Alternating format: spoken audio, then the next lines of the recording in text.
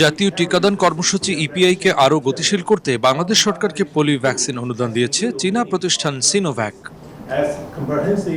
এ সময় উপস্থিত ছিলেন স্বাস্থ্য ও পরিবার কল্যাণ মন্ত্রণালয়ের মন্ত্রী সরদার মোহাম্মদ সাখাওয়াত হোসেন, স্বাস্থ্য ও পরিবার কল্যাণ মন্ত্রণালয়ের মহাপরিচালক প্রভাষ চন্দ্র বিশ্বাস সহ অন্যান্য ব্যক্তিবর্গ।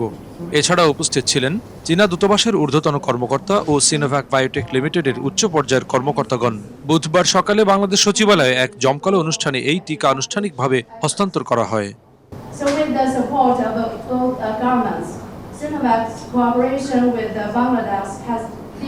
এ সময় স্বাস্থ্য ও পরিবার কল্যাণ মন্ত্রণালয়ের মন্ত্রী সরদার মোহাম্মদ সাখাওয়াত হোসেন সাংবাদিকদের জানান, চীনের সিনোভ্যাক ফাউন্ডেশনের পক্ষ থেকে সর্বমোট ৭৬,৬১৬ ভায়াল ইনঅ্যাক্টিভেটেড পোলিও ভ্যাকসিন বা আইপিভি অনুদান হিসেবে দেওয়া হয়েছে, যা শিশুদের পোলিও নির্মূল কার্যক্রমকে আরও বেগবান করবে।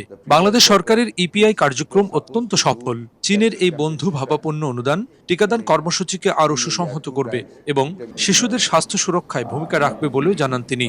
হামের টিকা আপনারা জানেন, আমাদের হামের টিকা কন্টিনিউয়াসলি চলছে and we have sufficient stock. আমরা বেশিরভাগ ডিস্ট্রিক্ট মোর দেন 100% আমরা টিকা কাভারেজ করেছি টার্গেটের।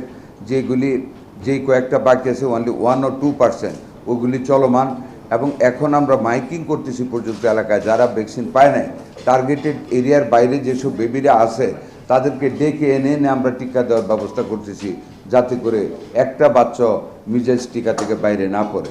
বিশ্ব স্বাস্থ্য সংস্থা বা WHO কর্তৃক প্রি কোয়ালিফাইড এই পোলিও ভ্যাকসিনগুলো দ্রুতই দেশের টিকাদান কেন্দ্রগুলোতে পৌঁছে দেওয়া হবে বলে জানিয়েছেন স্বাস্থ্যসেবা বিভাগ।